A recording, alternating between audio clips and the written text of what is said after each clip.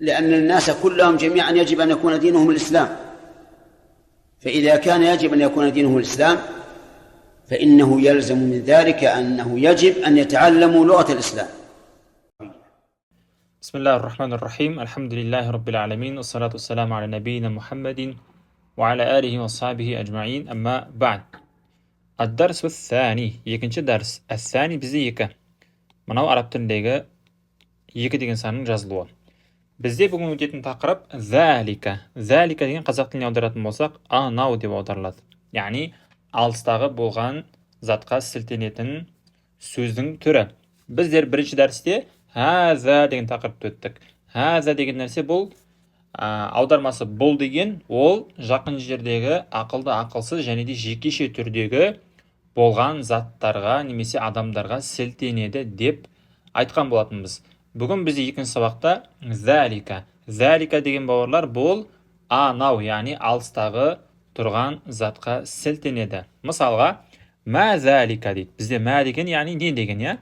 Мә зәлика десе, анау не? Бұл жерде бұл не деп аударылмайды, түсінді ма? Себебі бізде бол деген нәрсе арабтың не деп айттық? Хаза болады. Жауап ретінде оған зәлика нәджмун. Мынаны айтып отыр, яғни анау жұлдыз деп отыр. Мысалға, мен жерде одан кейін екі сурет берілген.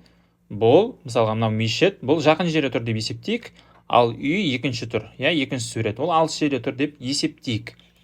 Бұл мешіт, анау үй деп айтқымыз келетін болса, хаза масджидун ва залика байтун деп айтамыз. Бұл мешіт, анау, яғни алыстағы, ол үй болады.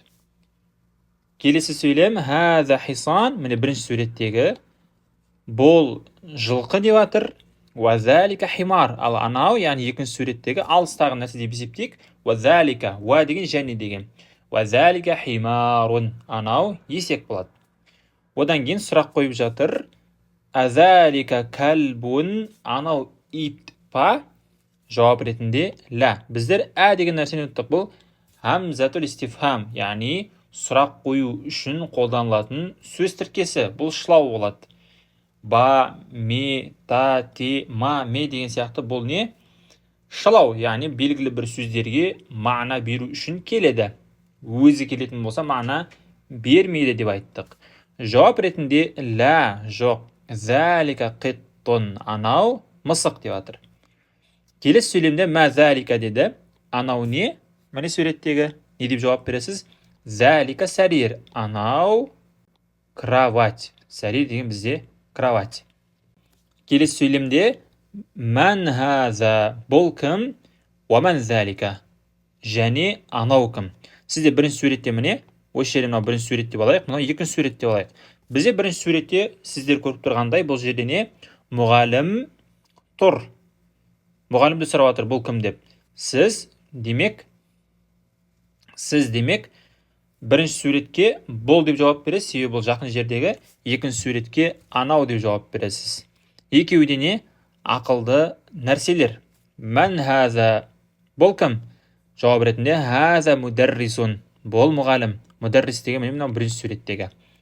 Ва мән зәлика, және анау кім? Міне жердегі мынау имамды сұрап отыр, имамды. Ва зәлика имамун, ал анау имам болады. Келесі суретте мә зәлика, мынаны сұрап отыр сізден. Анау не? Не деп жауап бересіз? Зәлика хаджар, анау тас. Хаджар деген бізде тас. Келесі хаза суккарун, бұл қант, міне бірінші суреттегі. Екіншісі мынау сүт деп алайық. Ва зәлика лабан, ал анау не болады? Лабан деген сүт болады.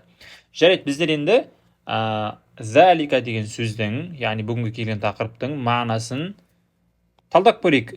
Мағынасы не? Бұл не нәрсеге қолданылады? Ол үшін біз шархқа қайтамыз. Шархты ашып қарап көрейік. Бізде міне шархта ад-дарсу ас-сани, екінші сабақ зәлика деген тақырып келген. Зәликаның анықтамасы. Сөзсіз бізде анықтаманы араб тілінде айтады? Ta'rif деп айтады. Ta'rif деген яғни анықтама. Анықтамада не дейді? Исму ишара дейді. Исму ишара яғни исм деген бізде есімдік. Немесе есім деп айтамыз. Ишара яғни сілтеу. Бұл сілтеу есімдігі, немесе сілтеу есімі. Лил муфрат. Муфрат деген бізде жекеше. Яғни ол міндетті түрде жекеше зат болуы керек. Екілік емес, және көпшілік емес, бәлкім жекеше түрде болған нәрсе болу керек. Және әл-бәид, бұның хазадан айырмашылығы, хаза бұл не үшін болады? Қарибке болады. Қариб дегеніміз не? Жақын жердегі. Ал залика деген бәид. Бәид дегеніміз алыс. Сол үшін біздер залика не деп переводтадық?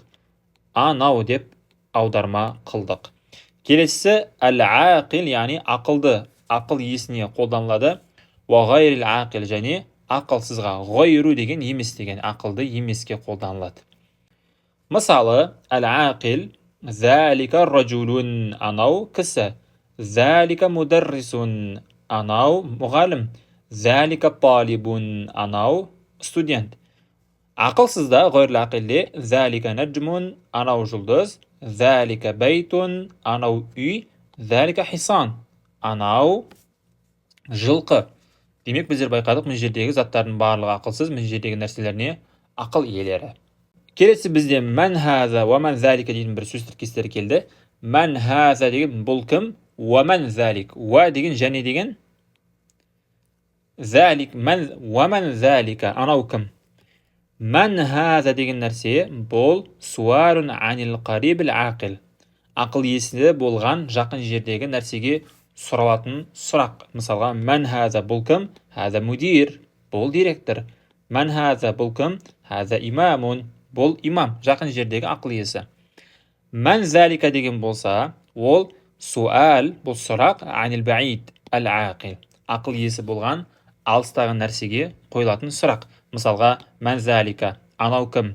Залика мударрис, анау мұғалім. Мән залика, анау кім? Залика талиб, анау студент. Бұл мән деген нәрсене ақыл иесіне қолданылады. Және хаза жақын жерге болса, залика алыстағы. Ал егер ақылсызға қолданатын болсақ, ма хаза уа ма залика болады. Ма хаза деген суалун анил қариб ғайрил ақил. Ақылсыз болған жақын жердегі қойылатын сұрақ. Мысалға, ма хаза бұл кім? Бұл не? Хаза хаджар, бұл тас. Ма хаза бұл не? Хаза химар, бұл есек. Ма залика анау не? Залика лабан, анау сүт. Ма залика анау не? Залика қиттун, анау мысық. Келесі бізде тапсырмалар. Тәмрин, бұл тапсырма, яғни бір ғана тапсырма. Көпше түрі не болады? Тәмәрину болады. Бізде тапсырма иқра уактуб дейді. Оқы және жаз. Мына жерде сізге 4 сөйлем берілген. Осы 4 сөйлемді өздеріңіз харакаттарын қойып дәптеріңізге міндетті түрде жазып аласыз. Хада суккарун, бұл қант. Ва залика лабанун, анау сүт. Мән залика, анау кім? Залика имамун, анау имам. Үшінші сөйлем, азалика қиттун, анау мысық ба? Ла, жоқ. Залика кальбун, анау ит. Төртінші сөйлем, махаза, бұл не? Хаза хаджар, бұл тас. Келесі, әл-калиматул жадида. Әл-калиматул жадида дегеніміз жаңа сөздер. Міндетті түрде сөздер, жаңа сөздер жаттауыңыз керек. Сөздік қоры қаншалықты көп болатын болса, соншалықты араб тілінде жақсы сөйлейсіз. Имам бұл имам. Хаджар бұл тас. Суккар бұл қант, немесе шекер деп айтады. Лабан деген бұл сүт.